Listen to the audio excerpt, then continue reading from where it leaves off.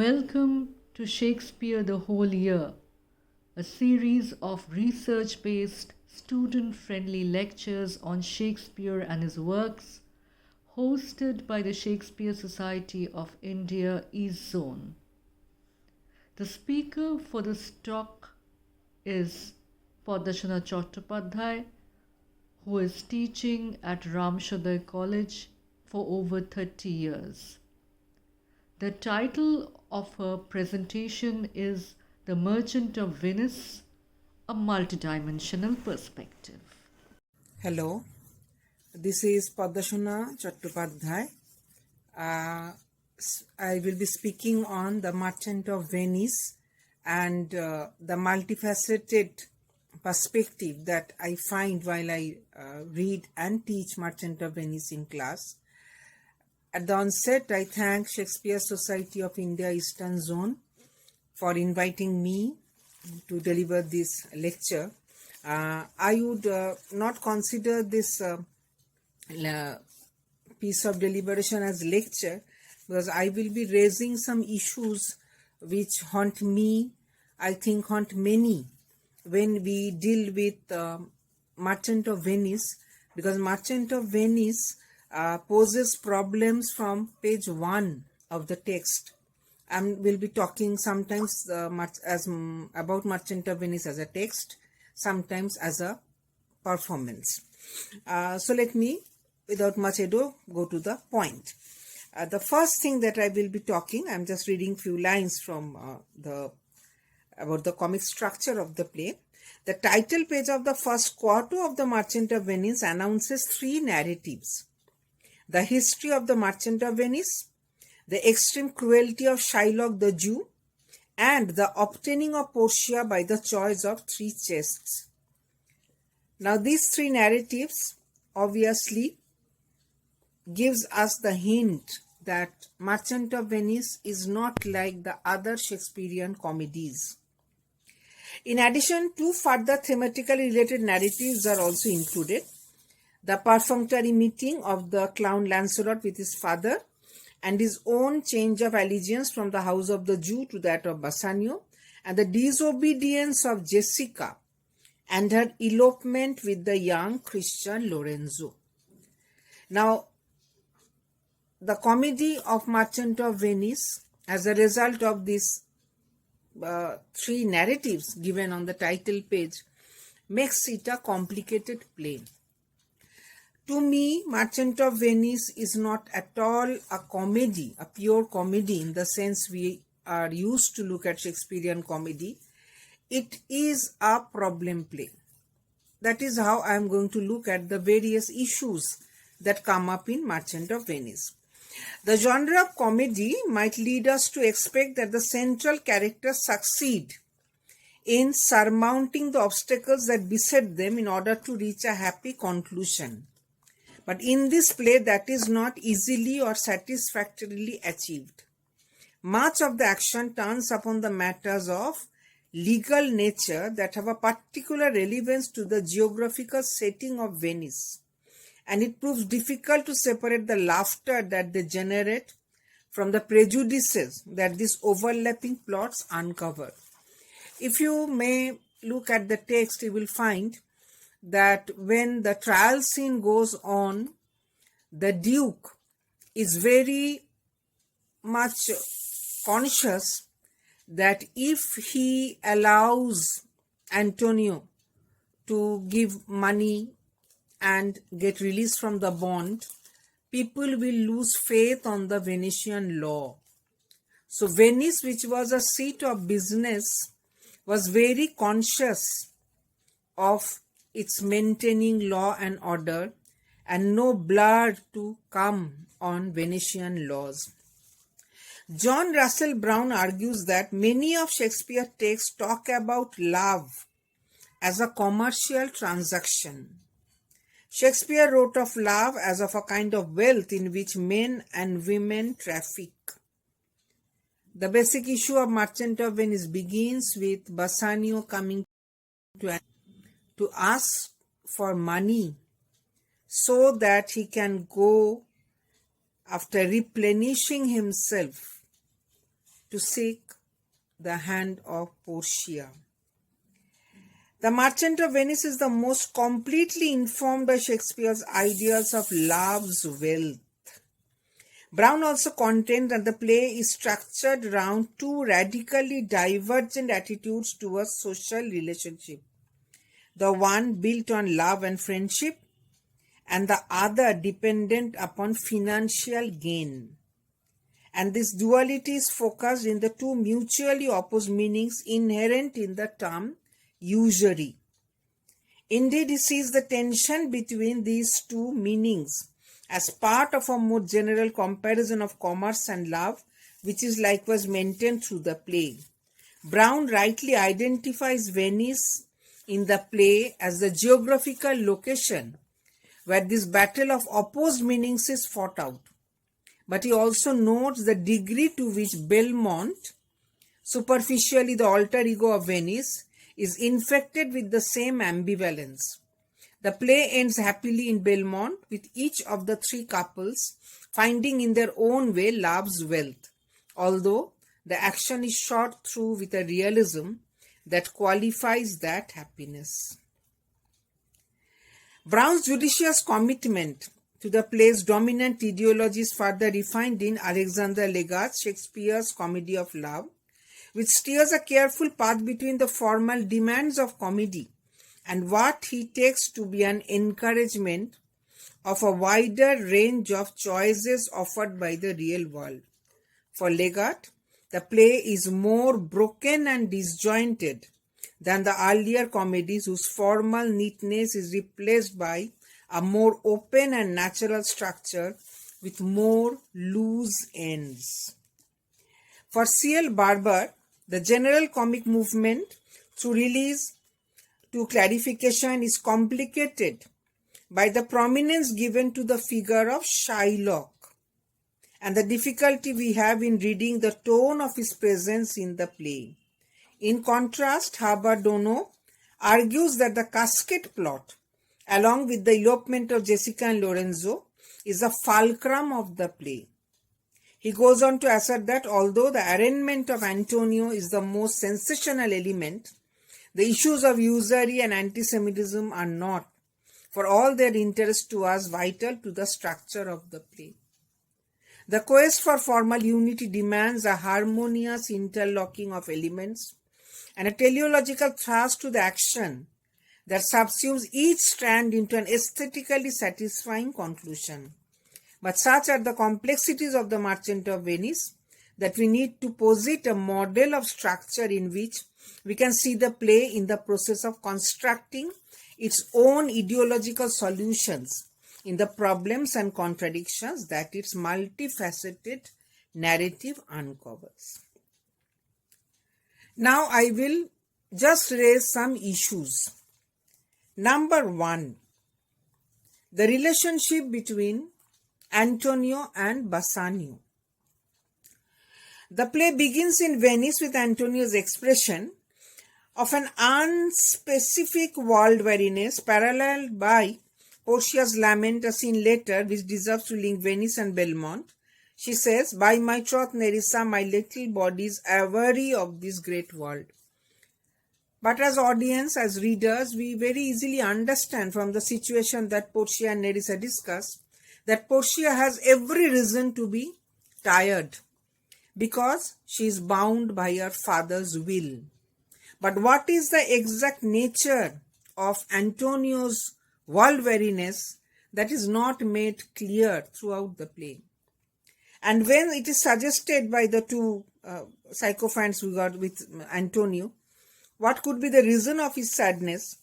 He rejects problem of finance and he says fie to the suggestion that he might be in love.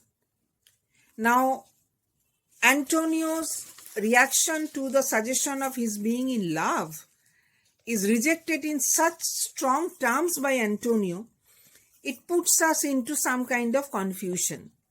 The poet W.H. Auden was one of the first to comment on the intimacy of the relationship between Antonio and his most noble kinsman Bassanio, although recent criticism has been more circumspect. Antonio and Bassanio's relationship is something that we also find somehow touched upon by Shakespeare's sonnets. But the play begins with the acceptance by Antonio that there is a lady involved with Bassanio, and to manage the hands of the lady, it is Antonio who puts his actually body to bond. Sedgwick offers an important insight into the kind of relationship between males that confronts us at the opening of The Merchant of Venice. She argues that in certain Renaissance texts, such as Shakespeare's sonnets, homosexuality is not an issue, but rather we are in the presence of male heterosexual desire in the form of a desire to consolidate partnership with authoritative males in and through the body of females. Antonio knows already that Bassanio is involved in the pursuit of a lady that will combine romance and profit. But Antonio's involvement in mercantile activity exposes him to the more general uncertainty that is inherent in the act of commodity exchange, and that problematizes the concepts of use and profit. We do not find anywhere any hesitation on part of Bassanio when he decides to go and pursue and of course get Portia in love. But Antonio's attitude that is shown towards Bassanio is a problem zone. It is because of his love for Antonio, Bassanio is able to unburden all, I quote, to unburden all my plots and purposes, how to get clear of all the debts I owe. And it is this that prompts Antonio into making a remarkable offer. My purse, my person, my extremest means lie all unlocked to your occasions. Antonio's purse is of course the receptacle of his money, but it is also an Elizabethan term for the scrotum. So therein comes the problem that what was the relationship between Antonio and Bassanio? Problem zone for readers, problem zone for people watching the play. Now I come to another aspect, another aspect of Merchant of Venice that creates problem for me. It is the relationship between children and parents. The first one is a comical one, Lancelot Gobbo and his father. But we see that the father will benefit from Lancelot shifting his job from Shylock to Bassanio, and the son asks the father to give the gifts to the new master so that his position is secured. Before the comic pair of the father and son, we see the relationship of the dead father of Portia and the living Portia. The dead father of Portia has left a will where Portia's suitors have to take oath of celibacy if they choose wrongly, and then only they will be allowed to choose the casket.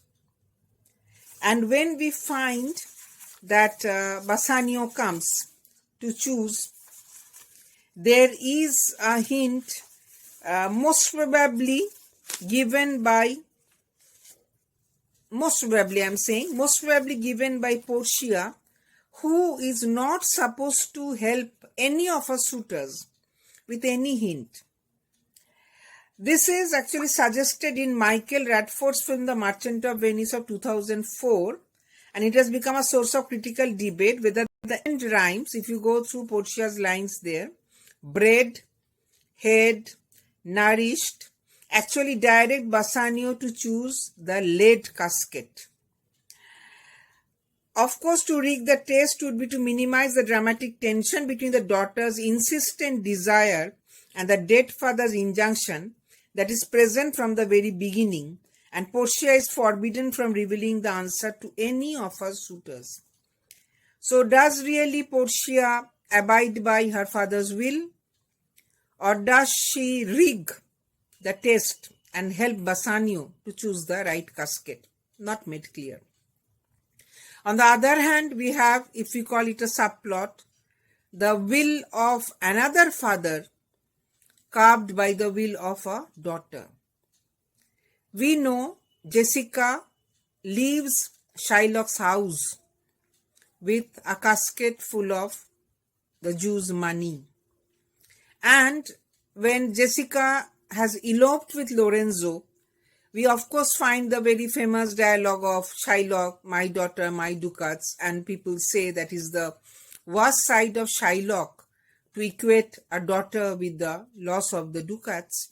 But Jessica, when we hear through Tubal that she has pawned the ring given by Shylock to Leah to buy a monkey, we find the relationship of a father and daughter at the lowest place. To me, it haunts that does Shylock, or does this information that Jessica has pawned her mother's ring, or the love exchange ring between her parents to buy a monkey, does that hint that Jessica is wasting Shylock's money, and is Lorenzo a monkey? Shakespeare never said everything clearly, and Shakespeare had a balance for which he remains universal to us. That is there some sympathy even for Shylock, the lover of Leah, that comes out in the squandering of money by Jessica. This thought also comes to me that Portia's father, when he puts the test of the casket for the suitors who would come to seek Portia's hand, they should be able to stake everything they have so that Portia does not fall into bad hands. But unfortunately, it seems to me that Bassanio is not a good suitor for Portia, thinking from the realistic angle, because he comes set to win Portia to replenish the lost wealth that is disturbing him. But anyway, the parallel of Jessica Lorenzo and that of Portia and Bassanio, that hint us to the fact that parent-child relationship is important in Shakespeare, and they pose problems for modern audience. Curiously, it is the elopement episode in The Merchant of Venice, along with its racial overtones, that Shakespeare chose to return to in the later play Othello. Jessica's role in the structure of The Merchant of Venice is crucial, insofar as it provides a mirror for the romantic plot involving Portia and Bassanio. Unlike Portia, who acknowledges her dead father's authority, Jessica asks, "What heinous sin is it in me to be ashamed to be my father's child?" Indeed, she draws an even finer distinction, admitting to a biological connection, but at the same time denying any cultural affiliation to her father. "But though I am a daughter to his blood," she says, "I am not to his manners." And that is how Jessica tries to dissociate herself from her Jewish background. Now I come to the issue of Shylock the Jew. Now Shylock the Jew, the way he tries to take revenge on Antonio, obviously has been treated as the job of a villain.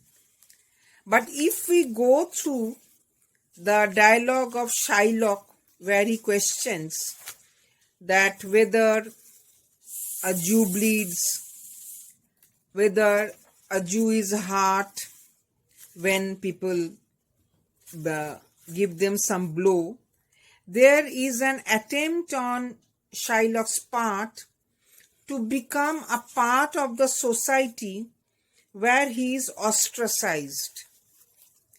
He is not taken in by the Venetian society, and there is an attempt in him to be part. He wants his Jewish background to mix with the society of Venice. The same issue of blood, denoting that people belong to the same society, is also present in the speech of Morocco. So in Merchant of Venice, there is maybe a hint that outsiders try to become one with the existing society. Aragon and Morocco, in two different ways, they try to get into society, but they are rejected. And Shylock from the very beginning harps on the issue that he is not accepted wholeheartedly in the society. And Antonio very boastfully says that he will take money from the Jew, but whenever he feels like, he will again spit on his gabardine. So these are various issues that disturb us, and I will come and bring an end to my various perspectives that I want to bring in front of you from Merchant of Venice. It is the ring episode that comes towards the end of the play. As we know that Portia and Nerissa, both of them, give rings to their respective husbands, and it becomes a kind of binding on them that they should not in any circumstances lose the rings, because the rings will be the determining factor about the fidelity that the couple has towards each other. But as we find in the last scene, when the couple come back, they come back without the ring. Now, ring is also something in Elizabethan times associated with the thought of virginity. So maybe both Bassanio and Gratiano were made the ring keepers, the guards of the virginities of Portia and Nerissa. And when Nerissa starts arguing with Gratiano in the last scene that you have given the ring to somebody, some woman, and then I am also free to do what I like, Gratiano is very disturbed. So the ring episode also at the end is not a simple trick to tell Bassanio about Portia's capability as a lawyer. I find that the ring episode is also somehow a pointer to relationship of men and women in the Elizabethan age. Gratiano's offering the ring to Nerissa is not shown on stage, and Nerissa is the page, the boy, young boy who had come with Balthazar. So there is again an angle of heterosexuality maybe brought in. So Merchant of Venice to me is a play very complicated, not like any play of Shakespeare that I have read, and there are multiple layers of meaning, and the various productions of Merchant of Venice throughout the ages have always brought up issues which are worth looking at, worth thinking. I would request all of you to go through a reading of Merchant of Venice so that whatever issues I have raised, you might find some food for thought out of your reading. Thank you so much.